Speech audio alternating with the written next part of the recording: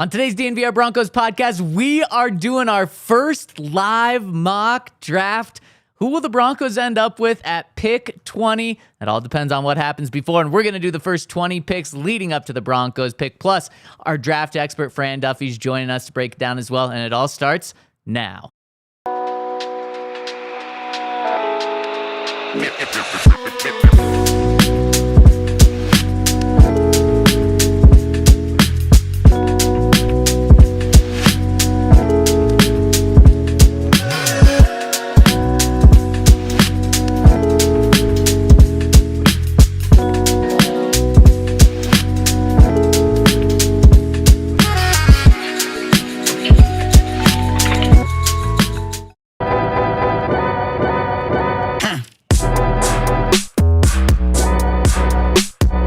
Draft season is officially here because we're dropping our first live mock draft on the DNVR Broncos podcast, live from the Toyota Lounge inside the DNVR Bar, which is getting a little award at some point. Little teaser right there. Yeah, that's a little tease, though. We are the DNVR Broncos podcast. Ryan Koenigsberg to my left, Henry Chisholm to my right. We got Dean and Andy here behind the camera, and Zac Stevens rocking and rolling with you today. Fellas, how we doing? I'm fantastic. How are you? I'm fantastic as well. Henry, we on 3 for 3? It's almost summer. Yeah. Friday. The weather is epic today. Yep. Can't ask for more. No, this Friday. What about this Friday? Official start of summer, Rockies. Ah, yes. Yes. I did not realize. I've just been so focused on the home opener. They have the road opener. They play Friday. Well, every other team in baseball plays Thursday. The Rockies and Rays play Friday. Well, that's nice that we don't have to, We're special. Right. All those teams will also be playing again on Friday, but I hope they have a winning record come opening day. Man, I remember when I used to be so excited for baseball. The Rockies will be one of, I don't know how many teams there are in baseball, so I'm just going to guess, one of about 17 undefeated teams come Friday. That's very true. yes. There's still hope for that 162-0. 16. Close. All right. Yep. Did you count the Rays? I did. Okay. There would be 14 teams that lose on Thursday, then the 2 that didn't play. I was close. Yeah. So it'll be top 16. So, guys, we got Rockies on Friday. Then we got opening day the following Friday, which we're going to be out there. So make sure to join us for the big celebrations downtown Denver. And then 4 weeks from tomorrow is the first night of the NFL draft. And we are going to be at Stoney's having a live draft party, and we want you to join us. You can get tickets in the description of this show. You can click it down below, and it's going to include a feast, a buffet. It's going to include hanging out with us. You get to watch our live draft show, be with us during the draft, and then also you're going to get some drink tickets as well. And we're doing it at Stoney's just because to have as much space as possible, to make this as cool of a party as possible. So make sure to join us at Stoney's on April 24th. So we're having a little bit of a bidding war to see what show I'm on. Hank has offered up all 3 of his drink tickets to me as his kind of bid. Do you want to pitch anything else in? All 3 of mine. Okay, so I'm up to 9. Are you actually going to be there, though? It doesn't matter. I'm going to have the drink tickets to give anyways. Okay. I'll tell that to the doorman. Zac Stevens said I could have his drink tickets. Of course. I'll make sure Spencer Smith knows. All right. So it's going to be a tough offer for the Buff Show to beat. I honestly might have to buy a couple more for you. Yeah. Because we need you there. Get me into the double digits and things could get wild. Man, could you have 10 drinks by 10? Because that's technically when the party ends. 10 drinks by 10. We can do that. What time are we starting? 6. Whenever. But I mean, I could get there. Yeah, you could start whenever. Say I get there at 4? Yeah. 5? Easy. 2 drinks an hour? That's easy. Yep. Easy, man. Ladies and gentlemen. Nope.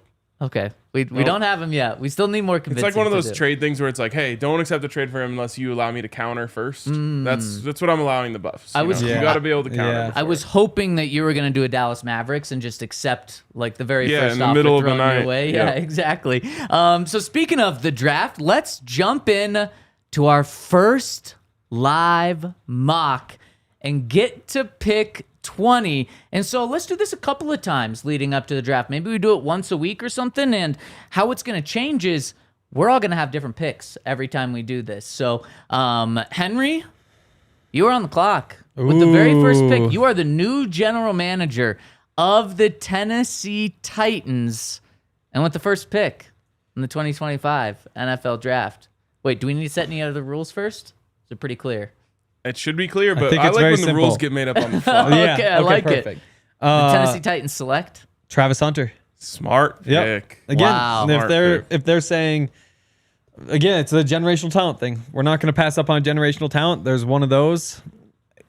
No offense to Travis, but he's probably not going to change their fortunes too much this year. And next year, when there are more quarterbacks, they'll be right back at the top with a chance to get one. So I guess we have to start with a rule right now, or not a rule, but how we're viewing this. Are we viewing what we would do if we were that GM, or are we viewing what we think they'll do as a GM? Because I think that has an outcome on this pick right here, just the very first pick.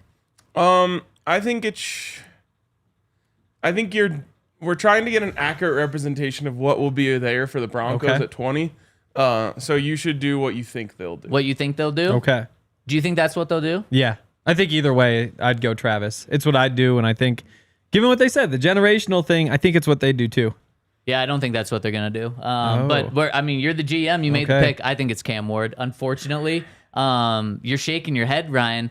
I'm not saying what I would do, what I think they should do, but that's what I think they will do. I'm just shaking my head because I was going to save this take, but I'll just say it now. 10 years from now, people are going to be asking, like, why did Tennessee take Cam Ward over Shedeur Sanders? And they'll be like, well, he could throw it farther. And they're like, you mean like he was a better deep ball passer? Like, no. He could just throw a ball further than Shedeur Sanders. They're like, wow, that was a really dumb move. And everyone's going to be like, yeah, it was. Well, it's a Zach Wilson. And I like Cam, for what it's worth. It's just, I liked Zach Wilson better even. No. Like back as a prospect? No. It's Really? It's I so did easy not. to change at hindsight. No, Zach I Wilson, was out on Zach Wilson okay. before. All right, fair enough. I was out on Mac Jones. Yeah, you were. Yeah. Yeah, and teams do it all the time, though. It turned out it was 0 in that draft, right? No one got somebody. The Zach Wilson draft? Yeah. Wasn't that Trevor Lawrence It was first? Trevor Lawrence. Okay. Yeah. So 0.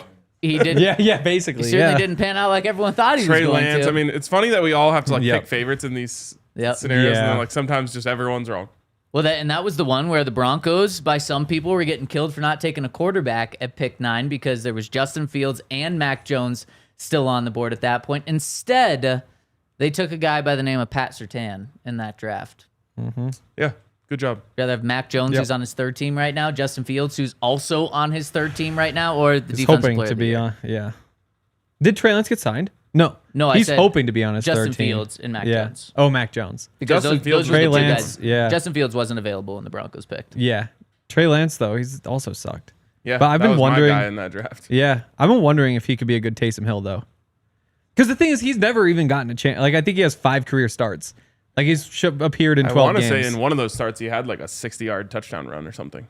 Interesting. Against the Bears, right? Or no, maybe not. That feels It was right. one of the first 2 games that he started, and then he got hurt. Okay, so Cam Ward, it looks like the Twitter chat maybe a little split on what that first pick is going to be, but the first pick in our mock draft is Travis Hunter. You go second. That leaves the Cleveland Browns with the second pick in this draft, and with the second pick in the 2025 NFL draft, the Cleveland Browns select Shedeur Sanders. Oh, okay. I didn't think you were going to do it. They're not. I mean, who do they have on the roster? They have Deshaun Watson. They have Tiny Kenny Pickett. And come on, bro. that's not their plan. Yeah.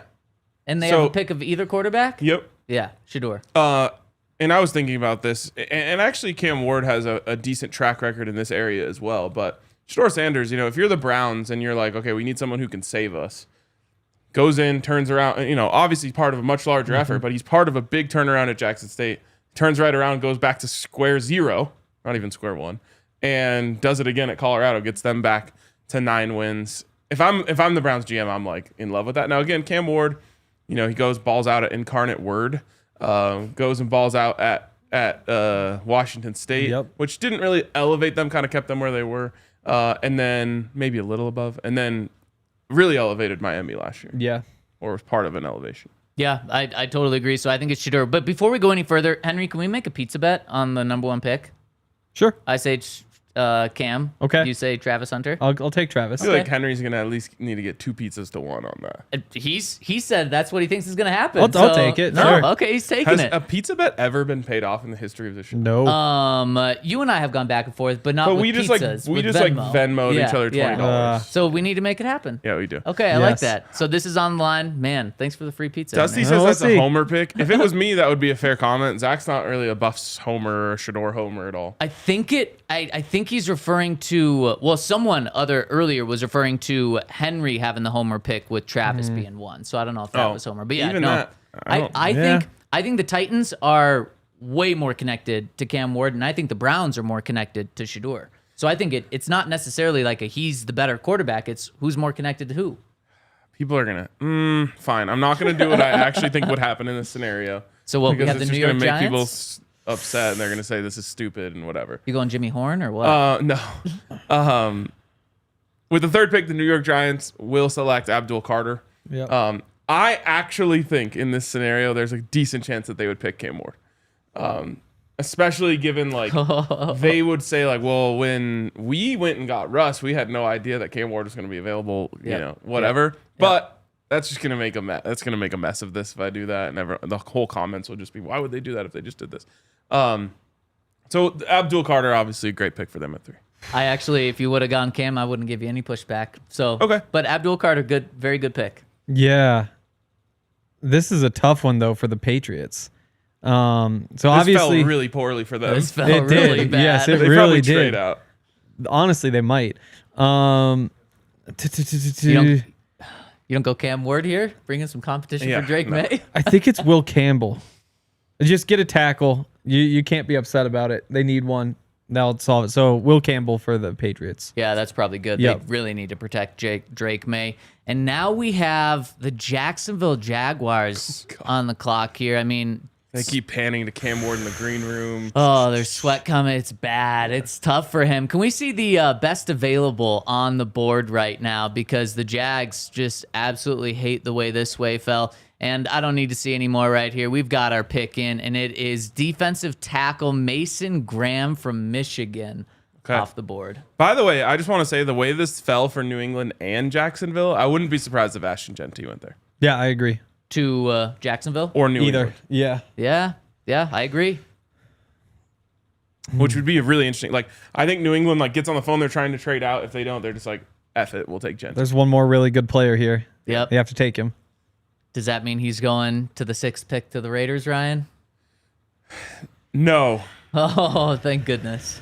Again, I'm not going to do it 2 times in a row where a team that actually needs a quarterback but is pretending like they might not passes on him. I'm going to say Cam Ward goes Interesting. here at 6 to the Raiders. You know what's fascinating about this pick is reports came out right after the Raiders traded for Geno Smith that they were going to show him how much they loved him by giving him a massive contract. We're still waiting on that contract. Maybe they're waiting for the draft to roll around, and then Geno Smith's really just here for one season. He doesn't get that big deal, and maybe that's wise. Cam Ward, Shedeur Sanders, one of them fall right there. Okay, Henry, the New York Jets are on the clock, but before we get their pick, oh, yeah, they are. We want to give a shout out to our friends over at, it's our very good friends, I tell you what, because it's a new partner, Monarch Money, because finances can be so tricky. At the end of the month, you're sitting there and you're like, where did all my money go? And you try to look back and you look at all your transactions and it's so hard to add up. Why not just have Monarch Money do it for you? Where you can see exactly where your money's going, and not just the money that's in your checking account or that's in a credit card. It combines all of your money, including investments. So you know exactly where everything is. Over at Monarch Money, they were named Wall Street Journal's best budgeting app of 2025. They're the top recommended personal finance app by users and experts with over 30,000 5-star reviews. That's a ton of reviews. Financial stress is at the top reason why relationships fall apart. Monarch Money makes that conversation much easier. So you can get it 50% off by going to monarchmoney.com by using the code DNVR. Get control of your overall finances with Monarch Money using the code DNVR at monarchmoney.com for half off your first year. Also, DNVR Broncos is brought to you by UC Health, which is the preferred partner of athletes in Colorado. Being healthy is important. Let's see. I didn't do a great job yesterday. Went to Illegal Pete's before we went to the Avs game. That's healthy. Yeah, actually, I did. I always get the same thing. It's just chicken and rice and beans and the hot salsa and olives and some cheese. Olives. Yeah, no, the olives actually are pretty good. I'm not anti-olives. That's just an odd addition. I know, but I did it once and I was unique. like, pretty good. But yeah, so there isn't too much. Like I avoided the queso. I avoided the green chili. It's not. Like, green chili is great for you. Is that true? Yeah, Okay, we're gonna have to have that checked by I don't think UC it's Health. bad, right? it's great. No, yeah. It's probably a superfood, honestly. I know, We're you might gonna be send straight. this one to Really UC Health and let them decide. But yeah, being healthy is important. So I guess I do get to count that as a win because Good job. it's basically just chicken and stuff. Learn more about living like there is a tomorrow at uchealth.org. They'll give you more info there, and you can help. You can live extraordinary. There we go. And shout out to everyone that's tuning in. Hit us with a thumbs up if you're tuning in. We really appreciate you. We're going to be joined by Fran in the third segment, but the Jets are on the clock, Henry. Yeah. I picked Cam Ward here. Let's go with. Let me double check. Jalen Walker. We'll send Jalen Walker over there. Edge rusher with Yikes. some versatility to play linebacker. Their 'cause fans are in shambles. Yeah. You think so? Oh, just because everybody else is gone. It's just like they almost got Cam Ward. Yeah. Now they don't. They love Justin Fields there. Plus Tyler Taylor. There's a lot of teams pretending like they don't need quarterbacks. There are, aren't there? yeah. Ton. Yeah. It's typically the opposite, Yeah. where teams are clamoring for a quarterback. So now this leaves the Carolina Panthers on the clock. And they feel comfortable with Bryce Young. So they As they should. Man, Ashton Jeanty still on the board. Same with all of the tight ends. And that's where the Carolina Panthers are going to go with this pick. They thought the Jets were going to take tight end Tyler Warren. He's still available, so they're going tight end Tyler Warren right here. Interesting. If you were in their position and you had to decide what's better help for Bryce Young, would you choose Ashton Jeanty or Tyler Warren? Because this is kind of like the end all be all year for him. Like he made some strides last year. If he takes a step forward this year, they're feeling really good. If he takes a step backward, they're probably out. Well, I they've think got that running back. They've got a couple. Yeah. Chuba Hubbard Yeah. put up big numbers. Doesn't seem like Ryan believes in him. No, another one, too. Jonathan Brooks also. Yeah, that's him. Yeah. Which is why they got rid of... Who'd they get rid of? Miles Sanders. They got rid of Miles Sanders. Right. Yeah. So yeah, I mean, I think you probably go with the tight end. That makes sense. Yeah. Typically, I'd go Jeanty. I think they have enough. Okay. So is that where the Saints are? No, they got Kamara. Well, I don't know. Ryan, where are the Saints going? Wait, you had Kenneth Grant off the board, right? Yes. Perfect. Can I see some of the available players here? Wait, no. Jalen Carter. Jalen Walker, sorry. Jalen Carter is the Eagle. Okay. Ooh. Let's scroll back up. So who we got? The Saints here. The Saints are on the clock. They're trying to win now with Derek Carr. No, they aren't. Let's say they go with Will Johnson here. Ooh. Get their Lattimore replacement. Yep. They lost Paulson Adebo, too. I think they did. So there you go. That's a good pick. It's a solid pick. They got a really good player there. I'm just learning how much I don't like this part of the draft. I know. No, it's bad. Yeah, especially in this draft when literally there's like 3 top players, and then people truly believe that the Broncos can get the same player at 10 as they can at 20, and that's what we're finding out right now. So Henry, speaking of the 10th pick, the CHGO Bears are on the clock. Where are they going? Oh, there's a lot of options. They're probably a little disappointed they lost the corner. You know what? They've invested so much in that offensive line. Somehow Armand Membo is still on the board. Say they get their left tackle. Okay. Ooh, interesting. Yep. Going offensive line again. I like that. The Not San what I would've done in that Francisco position. 49ers are on the clock. What if they went Jeanty here? They wouldn't. Jeanty and Christian McCaffrey? And they just like, even going for Christian McCaffrey was like a big like investment in the position because they can make anyone good. Yeah. No, It's the Shanahan gift. Yep. Yep. 100%. It's very true. So they are going on the defensive side of the ball. They lost a superstar on defense. They lost Dre Greenlaw, so they're going to replace him with Jihaad Campbell, inside linebacker. He is off the board now. All right. So we got the Dallas Cowboys. Oh, this one's easy. Jeanty. Yeah. Yep. It's felt pretty darn good for them. We talked about how the board felt bad for so many teams. Pretty good for the Cowboys. Yeah, right and there. honestly, I don't think Jeanty, now that I've seen this play out, I don't think Jeanty even lasts this long. No, he's a top 10 pick. Yeah. Somehow. He should be. I think he probably actually goes all the way back to 4 with the Patriots. Wow. Yeah, I don't think he slips past the Raiders unless a quarterback does fall to the Raiders like we kind of had. So yeah, Jeanty to the Cowboys here. Henry, the Miami Dolphins are on the clock. They are. Wow, this is tough. Let's go Kenneth Grant here. Yeah, I mean, they could use defensive line. They could use a bunch of different things, but I don't know. I was tempted by Matthew Golden because he would be so fun with. They could totally buy in, but it's probably not the answer. I can just see McDaniel being like, bro, come on. You have to do it. Give me another one. Yeah. In the Colts right here, they need to get whoever their quarterback is some receiving help, so they're going to go Teteroa McMillan here. They think he's just the best player on the board. Okay. They're big at receiver Really big. with him, yeah. Yep. Atlanta Falcons. We've got the Ryan. Falcons on the board here. What do the Falcons need? Oh, they got a young quarterback. Let's see. Who's on the board here?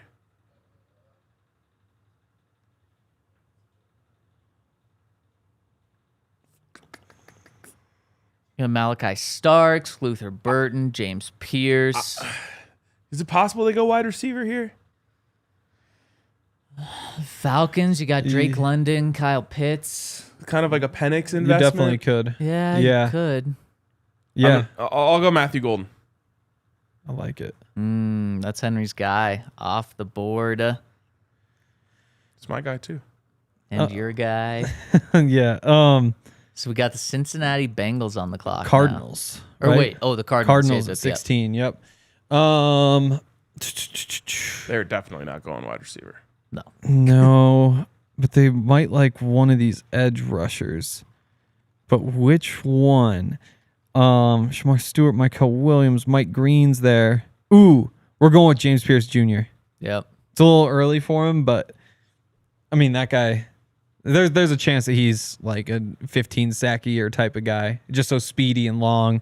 I could see him taking the chance. How did This he is my fall hottest- so hard, though? I don't know. This is my hottest draft take, but I like him better than Abdul Carter. Wow, that is a spicy one. Yeah. Well, a year ago, everyone had him as the number one overall pick or the number one non-quarterback in this draft. Yep. And now, Henry, you just took him with the, the 16th pick in the draft, and you said that's might be too early for where he actually goes. That's a crazy fall in a year. Yep. It is. Only had 7.5 sacks. But then you go back and watch and you're like, oh, 7.5 sacks, but also he just chased this quarterback all the way around for like 30 yards and like, oh, it was a 1 yard gain on a scramble, not a sack. And it's kind of the same thing. So now I honestly think, and it's not that he's not a great player, but I honestly think that Micah Parsons is increasing Abdul Carter's draft stock 100%. Penn State. 100%. by just being a guy who played at the same school and wore the same. 100%. Wow, that's Yeah. wild. Yeah. He's a good football player, but he's not like your Von Miller, Chase Young, those type of guys top prospect. Like I don't think so either. it's just a weak year at the top and he's the number one. His get-off's special. Yeah. His get-off special. Okay, the So Bengals is are Nick on the clock. Benito's. They have to go defense, so they are going with maybe the most physically gifted defensive player in this draft, and that is safety Nick Emanuori from South Carolina here. Okay, like it. So we are sitting at the 18th pick, just 2 spots away from the Broncos with the Seattle Seahawks on the board. What do they need? I mean everything, but what do they want here? I'm trying to think. Receiver, they lost DK. Added Cooper Kupp. Lost Tyler Lockett. Maybe could go receiver. Sign Marquez Valdez-Scantling too. Could still go receiver. Yeah. What receivers are left on the board though? You've got Golden and McMillan are both. Oh, they could Luther go, Burton. Yeah. Let's He'd go be there. different. We'll go with Luther Burton. Luther Burton here. Oh, Abuka is also on the board there. He's popular first-round pick. Okay, so going receiver there, Henry. The pick before the Broncos. You got the Tampa Bay Buccaneers on the clock. Ivan says that Golden wasn't the best receiver on his team. I couldn't disagree with something. He was by more far at the all. best. Yes. Maybe That's why I liked him in the first place, and I thought the Broncos Exactly, he was yeah. going to be like a sleeper, like second, third round pick for me. I was like, this guy's by far the best receiver on Texas. Well, now Yep. Isaiah Bond is becoming that, maybe not sleeper, but the guy that's falling in the draft. Yeah, That is for sure. Give me Malachi Starks is still on the board, right? He is. yes. That's a good one for them. That secondary is just kind of slowly falling apart since the Super Bowl. This would be a good pick for him.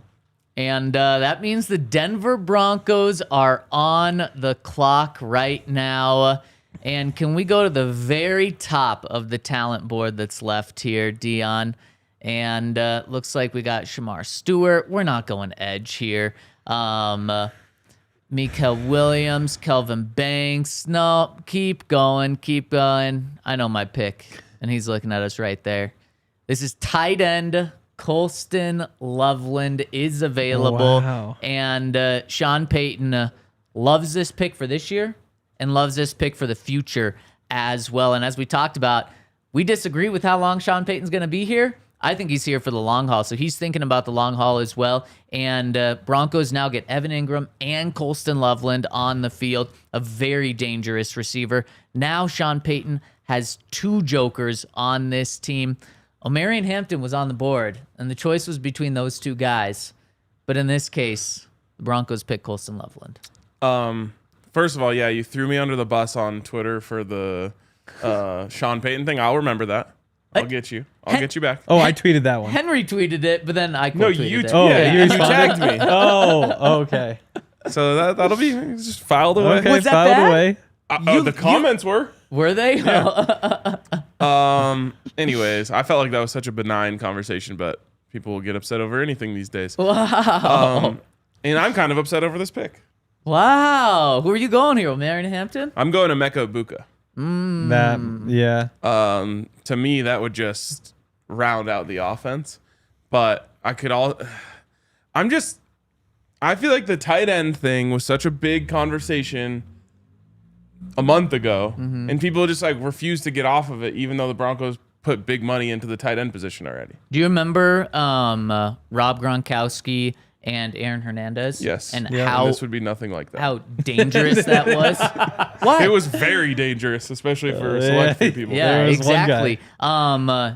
Having two tight ends is you barely find it. The Broncos have an opportunity to get that sort of combo on this team, and Sean Payton would use the heck out of it. And Ryan, I think you're not separating what you want versus what Sean Payton and the Broncos want. Sean Payton already likes got their this guy. Sean Payton likes this receiving room more than anyone else in the world, more than anyone. I don't even believe that, but Yeah.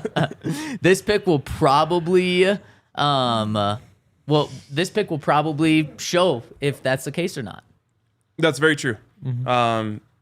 Yeah, I don't know. We'll see. Yeah.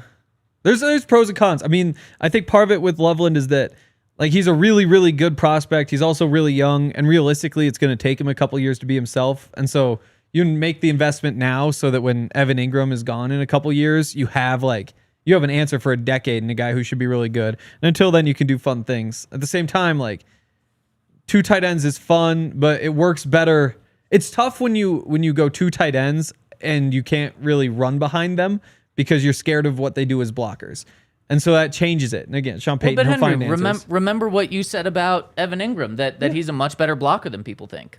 If he's blocking somebody smaller than him, he can hold his own. But again, like if you're lining up with two tight ends, you're thinking like that's power running. Like you're kicking out defensive ends, you're doing that sort of stuff. So again, I don't hate it. I think it's a decent investment, but it just doubling up on the Joker type tight ends. There's pros and cons to it. I don't like taking tight end in the first round, period. Okay. But especially not when I already have one that I really like that I paid a bunch of money to. For 2 years. Yeah. Could be in the entirety of Sean Payton's tenure. Oh, no. Clip that. Let's put that out on Twitter as well. Okay, so who would you guys have gone with? Ryan, you said Ibuka. Henry, who would you have gone with on the board? I would have been torn between Ibuka and Walter Nolen from Ole Miss. It's kind of fun, actually. Lance Zierlein writes all the draft profiles for NFL.com.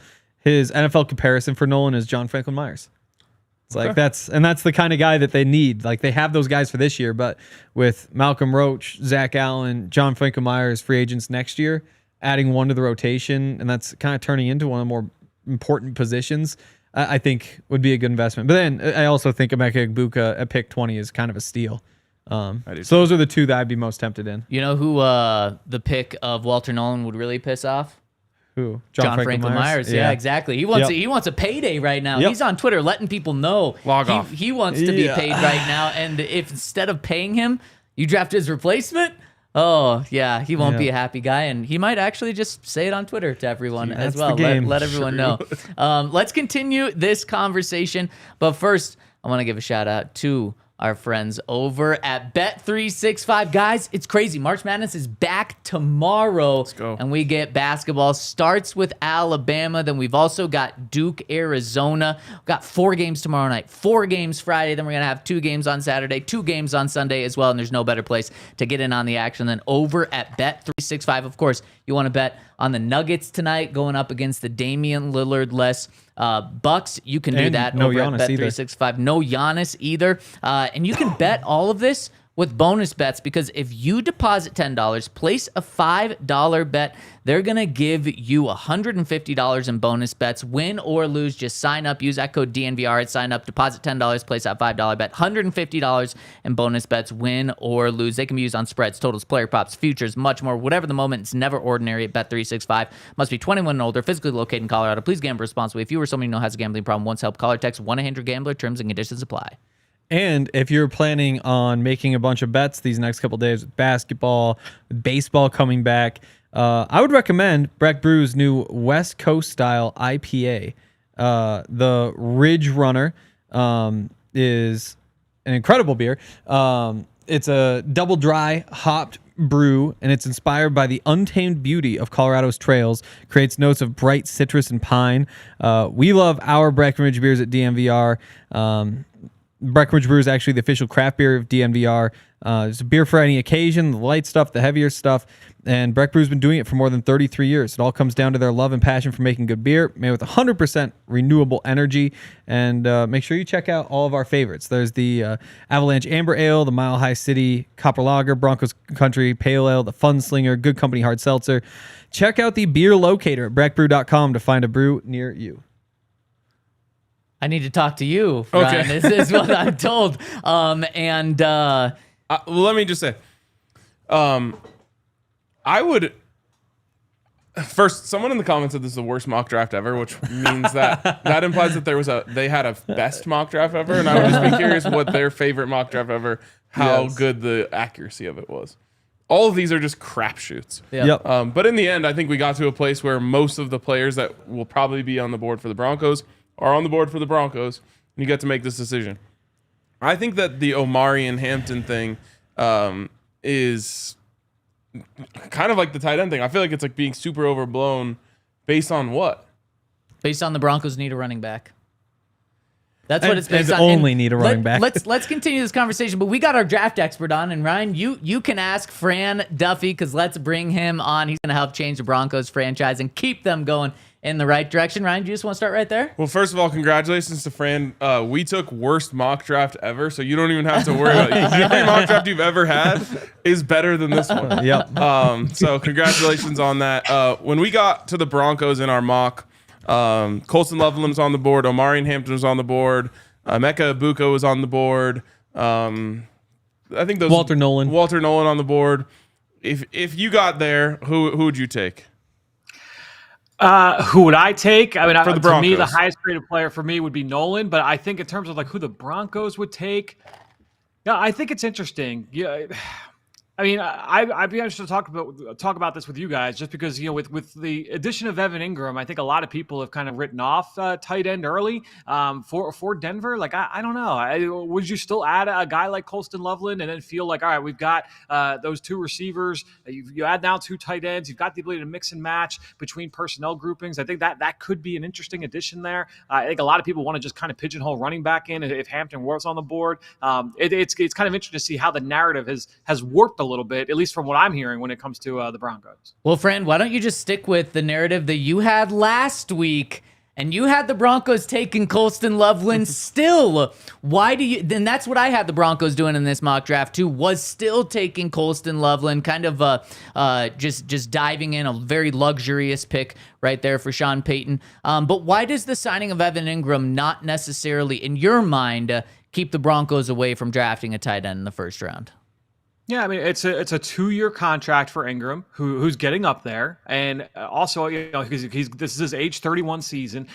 He came in, and remember, it wasn't just like a clean no look contract. They brought him in for a visit, make sure everything looked good from a medical standpoint. I don't think that they have to be necessarily locked and loaded and all eggs into the Evan Ingram basket, right? I think that if you're looking at the way Sean Payton wants to build this team, the way George Payton wants to build this team, I think you're going in and saying, okay, it's great that we can add a player like Evan Ingram, but this is a team that has always preached about taking best player available anyway. And so when I look at Colston Loveland, if he's on the board, that could be an example where, he would be the selection, especially given the uncertainties there surrounding Evan Ingram.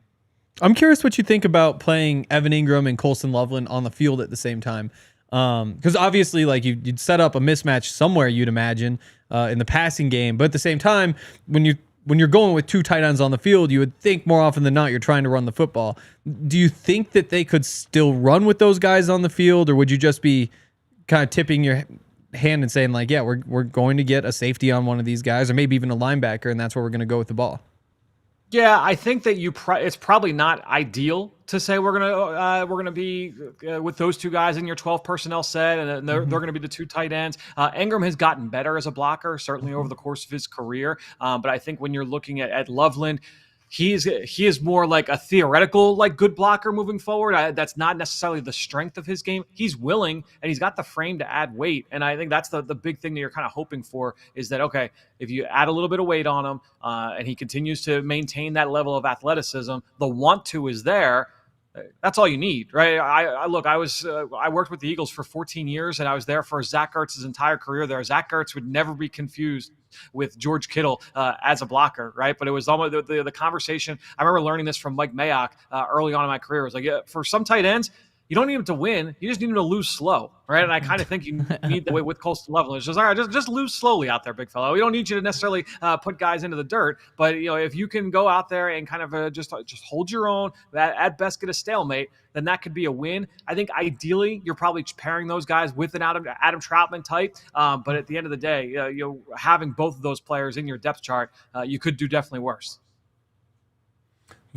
You don't have to win but lose slow just took me back to the block field goal against the Chiefs. That's what I wrote about Evan Ingram too in the film room. Yeah, bad flashback. He loses slow.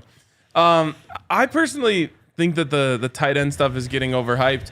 We also have Zach on this show trying to constantly tamp down wide receiver here for the Broncos. Yep. With Ibuka there on the board, that's where I would have gone in this position. What do you think of Ibuka?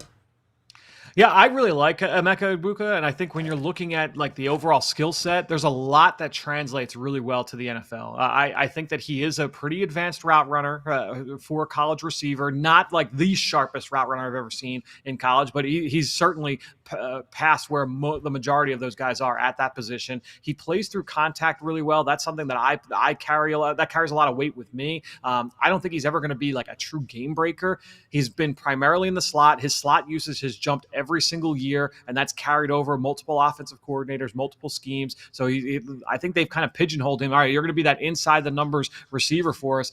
rarely used down the field. Like in terms of what his like target share was, how often he was attacked down the field, we'll say like at least 20 yards. That number is, I'm pulling that number right now. Yeah, I mean, that number was 12.6%. That's extreme. That's like single digit percentile amongst all receivers drafted in the last decade. That's a really, really low number. And it was that way. It was 12.9% in 2023. It was 12.6% in 2022. So all three of his 3 years as a starter, the team has just chosen, yeah, we're not going to use you vertically down the field. Now, you started getting into the discussion. I remember having this discussion about Justin Jefferson when he was coming out. Was, all right, he's only a slot receiver, and he's that's what he is, because that's how he was used at LSU. And it's like, well, that's what the usage was. That's what coaches asked him to do. That doesn't mean he necessarily can't do it moving forward in the NFL. And so, Egbuka runs in the high 4.4s. It looks reportedly. We'll get the official times this afternoon here at the Pro Day. I think he's a solid receiver. If he were going to a team like Sean McVay and the LA Rams, I would imagine that they would look at him as a potential like Cooper Kupp level of player, right? A guy that could fill that kind of a role. The problem is that not every team is going to utilize their receivers that way. I think that he would be a nice piece for Sean Payton. I think that he would fit and check a lot of the boxes there. I like the threat that he would be in the middle of the field. It would just be a matter of fit. I do think that he would make some sense, though, because when you have Sutton on the outside, if you want to keep Mims out there, whoever you want to keep on the perimeter, I think Egbuka checks a lot of the boxes that they do look for at that spot.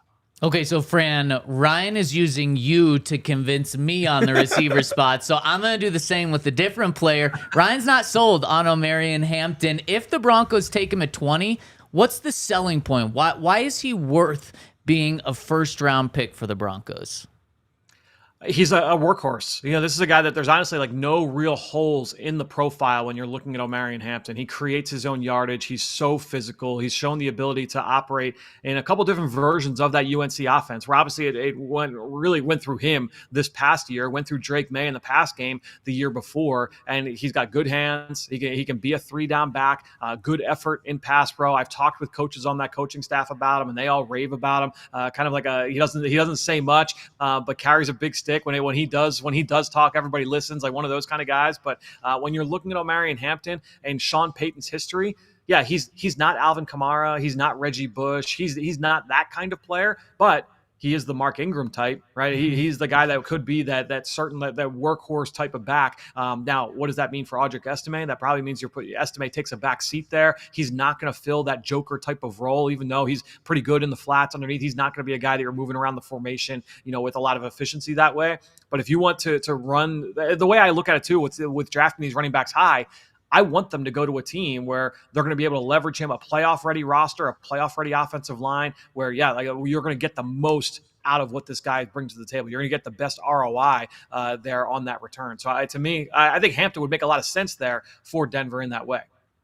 If I were to give you a time machine and shoot you like 5 years in the future, and somebody there tells you that Quinshon Judkins turns out to be better than Omarion Hampton, what would your level of surprise be? I would say pretty surprised. Okay. I think that the big thing that stands out to me about Judkins, if you want to say like poke a big hole in the profile, 63% of his yards came in against a light box in his career. That is an extremely high number. And this goes back not just last year at Ohio State, but also the previous 2 seasons at Ole Miss. Typically that number, when you have that high of a number, the list of running backs that have had success in the NFL really dwindles when you start to dive into like over 50%, 55%. And so with him at 63%, that is a little bit alarming. Now, at his size, he's got great power, his ability to force his way through contact. That's a lot of the same things we say about Hampton. But I mean, Hampton this year, like I said, he was the focal point of that offense. Defenses did everything they could to load the box and stop him, on that. And just kind of comparing Hampton to Judkins, I mentioned it's 63% for Judkins. It was it was only 31% of 41% of Omarion Hampton's yardage came against light boxes over the course of his career. So, I would say that that's the one big marker for me in terms of separating those two backs, because it's a similar kind of skill set, what you're hoping for them to be. But I think Hampton just a more proven track record in being able to create his own yardage in tight spaces. All right, Fran, last one for you here. We're 4 weeks out from the draft. What's something, doesn't have to be Broncos related, but what's something in the first round that's going to shock everyone. Like last year, it was Michael Penix going in the top 10 to the Falcons. If you had to predict right now something crazy happening in the first round, what's it going to be?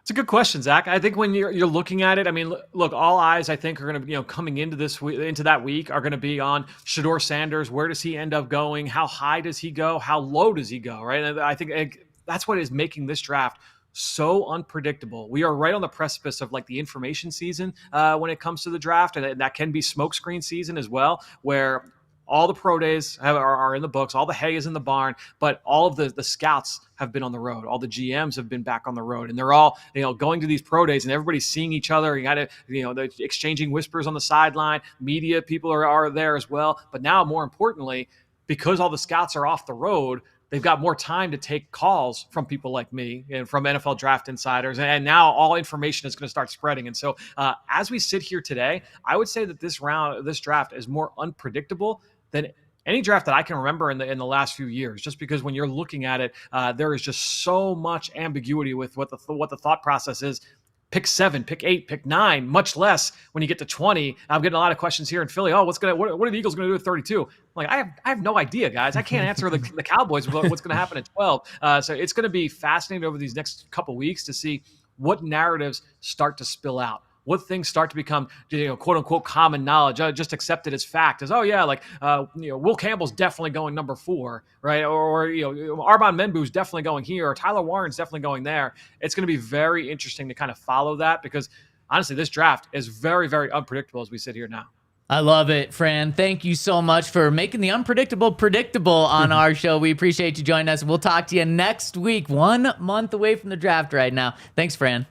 Starting to sweat it out. Thanks, guys. Thanks, man, love talking to him. And guys, that's the most prepared man at ALLCITY, by the way. Oh, it's wow. It's insane to be able to talk about 200 to 300 prospects with every other team, like with every team too. It's insane. And like he's real sly about it, because like Henry brings up Judkins, and I just know that like without even showing it, he's like scrolling on some thing to his Judkins notes, and then he's like just hits you with the 63% against light boxes. I'm like, where did that come from? How did he just pull that up? Or did he just have that in his head? Who knows?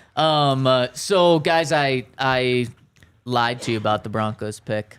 Oh boy. And I feel bad, so I'm gonna come up front about it.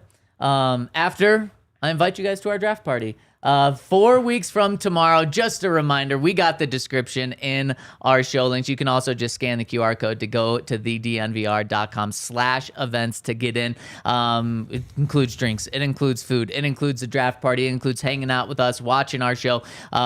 Maybe we can convince Ryan to be there. We might be up to, I think, like 8 drink tickets right now. We're at 9.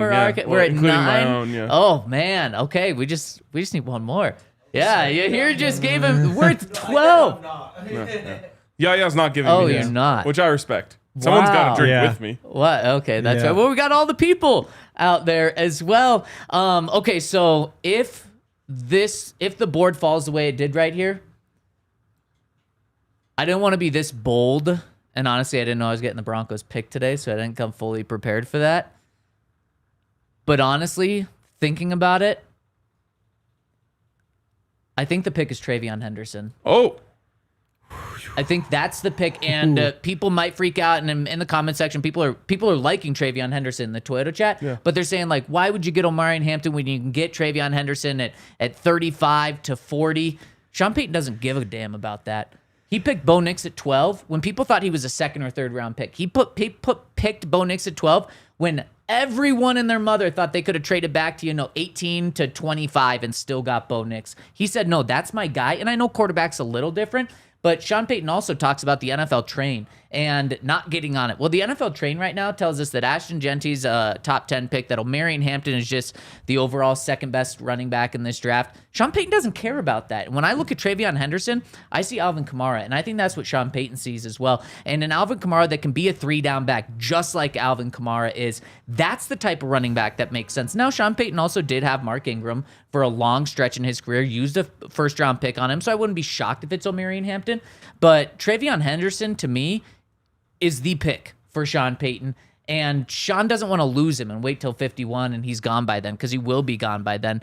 But to me, this is one where I wouldn't be shocked if he's the pick right here. And I probably should have gone this direction. I would love it. I also would love more to take Emeka Egbuka here and then get TreVeyon Henderson at pick number 33. Very fair. And that's something that could definitely happen, especially even if you go Colston Loveland here. If you go non-running back, Broncos could definitely trade up, just like they did in order to get Javonte Williams a couple of years ago too. Yeah, and that, I mean, you know, if you've ever done like a fantasy draft or like we do the Madden draft, that's always like the thought, right? It's like, I really love this guy. I really want him. Can I get him next round? Yeah. Do I love him so much that I would rather have him than him and this other guy? Yep. Than take the risk of not having him at all. Yep. And Sean Payton, I don't think ever questions what he wants. Like, I bet when Sean Payton's wife is like, what do you want for dinner? He just says exactly what he wants. Not sushi. And exactly. Yes. And they never have like an argument of like, I don't know, whatever you want. And they're like, whatever you want. Sean Payton's like, I would like chicken, Brussels sprouts, and mashed potatoes. Right. And she's like, okay, let's go get it. Yeah. That's how Sean Payton is. And so he might just be like, I want TreVeyon Henderson. I don't care what anyone else thinks about it. Exactly. I mean, he's a monster. Like, he is a really good running back. And sometimes I wonder why he isn't higher on draft boards because, again, he was the number one running back recruit in the country in his class. He went to Ohio State, immediately was a freshman All-American, All Big Ten immediately, 6.8 yards per carry, then 5.3, then 5.9, and then 7.1 this year. It's like he wasn't a workhorse because you did bring in Quinshad Judkins, but like basically with every opportunity you've given him, he's been incredible and has lived up to the hype that he had as the number one recruit in the country. And guys like that are generally good bets. And when you say he's not a workhorse, he still ran for like 1,300 yards. And he's still running for 7 yards, 6.9 yards per carry, I believe. Like 7.1. Anytime, yeah, there you go. Anytime you give him the ball, he's producing. And a big reason, I told this story I think a week ago or something, a big reason why they brought in Quinshad Judkins is to win a national championship. And when Quinshad Judkins reached out to Ohio State and said, like, I want to transfer, the coaches went to TreVeyon Henderson and said, hey, we're only going to allow this if you're okay with it because you are our guy. And he said, Coach, do you think it's going to make the team better and help us win more? And the coach said yes. And he said, let's bring him in. Like, that's also a great guy. People inside the program absolutely love TreVeyon Henderson. So you're getting a heck of a guy too. And man, I got on the NFL train a little bit when we made the pick there at 20. And I just thought maybe a little too early. I just have to remind myself, Sean Payton's not going to think like that. Yeah, 100%. So if I could, I would trade it to, I would change the pick to TreVeyon Henderson. All conventional wisdom tells you don't take the 6th quarterback off the board at 12. Yeah. Sure does. Didn't matter. Nope. And so far, he's looking right. When everyone else is looking like a fool right now. Exactly. So, guys, we're also looking around and the Toyota chat's popping off. Hit us with a thumbs up if you're tuned in. We really appreciate everyone giving us your insights, telling us how dumb you think our draft is and our picks are, and also the support that we get in the Toyota chat. We appreciate that a lot, too. We appreciate that even more. Yeah, that's for sure. So over at the DNVR, I published an article yesterday looking at, I got with Henry and Dre to get like the top 15 mock drafters in the country, like the most reliable ones, the ones that are the most right. And what I'm doing every couple of weeks is looking at who they're having the Broncos take and putting that over at the DNVR.com. And this will not be a surprise to anyone, but it has flipped from Colston Loveland being the top choice after free agency or before free agency to after free agency. Can you guess who the most popular pick is for the Broncos at 20 right Hampton. now? Yep. Without a doubt. Yep. He's the most popular pick right now. And it makes me question, is it so obvious for a reason, or is it too obvious where maybe it's just people just aren't thinking about it enough? I don't find it obvious in any sense of the word. Why? It doesn't seem like it's not like it's a perfect Sean Payton fit. Yep. It's not like the Broncos are desperate at the position. It's a deep draft at running back. Like, to me, it's just like, I don't know why everyone's falling in love with this too much. That doesn't mean it's not going to happen. But to me, it's not one of those things where it was like the Bronco, like the Jerry Jeudy draft. It was like the Broncos are taking a wide receiver here. It's just a matter of which one. Mm-hmm. This isn't like that at all to me. It's not like they're taking this position. It's just a matter of which one. you wouldn't surprise me with any pick there except quarterback. Totally. I mean, again, there's just so many running backs that you can get later on. There's no need to waste a first-round pick on a guy unless you're really sure that he's going to be a great running back. Not like a good running back. Like if you take Omarion Hampton in the first round, he makes 2 Pro Bowls, and that's kind of like the peak. That's a disappointing draft pick. Like you need more out of that from that position for it to be worth it. And to me personally, like I'm not a huge Omarion Hampton fan. Like I would, if he's there in the second round, then sure, like I'd take him over Quinshon Judkins or I'd take him over Caleb Johnson. But the gap is not nearly big enough to take him a full round in front of those other guys. And that's why I think they would agree. And I think if you ask Sean, like the tough running back to find is the guy who's shifty and quick and can get open as a receiver. The easy one to find is a good running back who can plow straight ahead. Your Mark Ingram or your Deuce McAllister. Again, like you still have to hit on the pick, and there's a chance you take Caleb Johnson and it doesn't work out. But you have plenty of options to go get that guy later on. It's the unique skill set that's worth paying a premium for. Also, I think Sean Payton, they're not out on Audric Estime.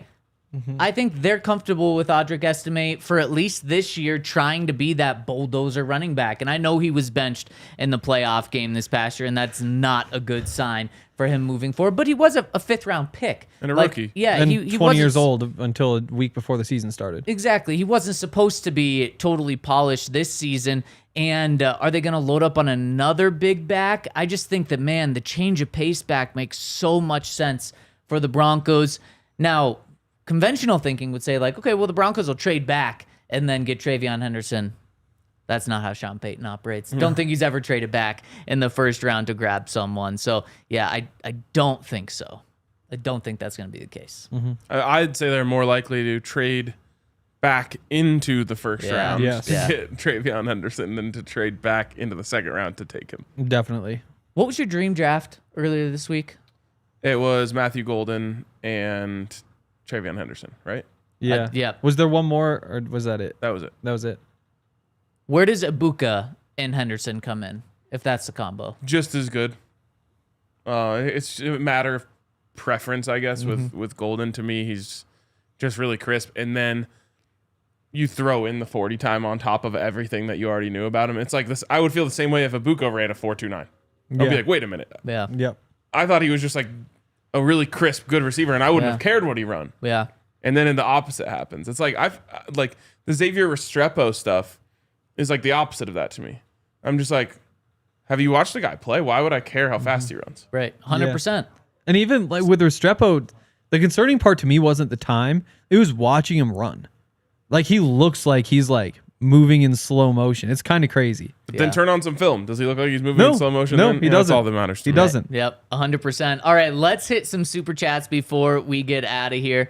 And we got two. The first one coming in from Aiden, who says, how was your trip, Zach? Did you drink a lot of margaritas? Also, do we need to draft a linebacker or safety as insurance for the free agent pickups? Well, thank you, Aiden, for asking about my trip. It was great. Went down to a friend's wedding in Arizona. It was like an hour outside of Arizona. And so Outside of Arizona? New Mexico? outside of Phoenix. Thank you. And it was just so pretty. So I appreciate you asking about that, Aiden. And, Went down to my friend's wedding in Arizona, which was actually New Mexico. that would be an hour outside of Arizona, probably. Yeah.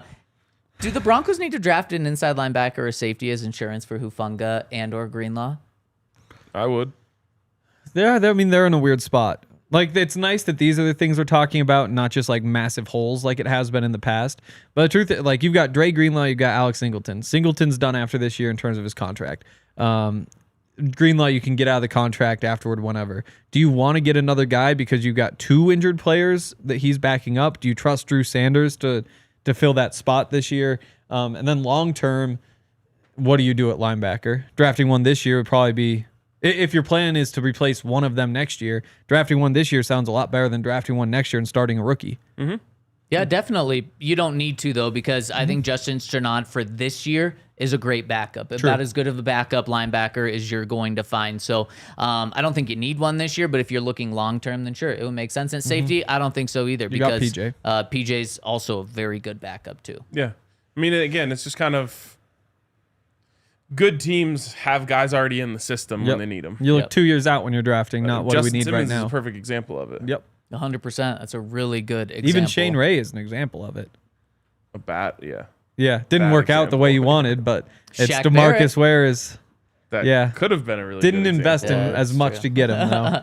All right, that is going to do it on this live show. We're going to finish the show over at thednvr.com, so make sure to jump over there to hear the rest of our Super Chats. And let's get to the next Super Chat coming in from Shiloh, who says, Super Chat for my 31st birthday. Love DNVR. Well, happy birthday, Shiloh, and thank you for celebrating with us on the show today. Happy birthday, Shiloh. Happy birthday, Shiloh. Sorry about being in your 30s. Well, I've already been there for a year. I know, so. it just keeps getting worse. Does it? Yeah. So 30, Anyone who says like, oh, 30s is the best. Maybe the Wrong. 40s will be better. 20s were electric. Okay. 20s were but man, retirement age? Sure. Does it creep up again? I'm trying to get there by like 38. There we go. Okay, you just turned 33. 5 years. Let's go. Yep. Blake Kid says with 2 Super Chats, he says, Jalen Converse thoughts? Conyers. What'd you say? Conyers. Oh, Conyers. What did I say? Converse. Oh, yeah. No, Conyers. I bet he would wear a Converse though. Thoughts? Big Gronk build for blocking. Yeah, this is my guy, I would say, Oh, in really? the tight Okay. end class. He's huge, and he's really athletic. So athletic, in fact, that they were using a wildcat quarterback at both of his stops, ASU and Texas Tech. Just really talented player. Mm-hmm. You can get him late. And that's what my plan would be at tight end in this draft. Give me someone with a high ceiling later in the draft. Yeah. So when you say Wildcat quarterback, could he be a Taysom Hill? Yeah, I mean, not in the direct Right. way, but yes, you could use him in that way. He's really, really athletic. He's got like 40 pounds on Taysom, so that would like change the dynamic a little bit. But similar things. Yeah. Man, Joker things. Be like Dontari Poe lining up in the quarterback spot. If you ever feel like watching some Jalen Conyers film, last season against Arizona, last game of the season, the entire first drive, he was just the quarterback. That's incredible. And it's a fun one. Oh, man, I'll have to go back and watch that. And that's going to do it for us today. Got 2 more fun conversations coming up to end this week. Hit us with a thumbs up on your way out. Let us know who you would draft with the situation the Broncos are put in. Shout out to Ryan, shout out to Henry, shout out to Dion, and you're here, and shout out to everyone tuning in. We'll see you tomorrow, 11 a.m. DNVR Broncos Podcast. We all silly like the mayor.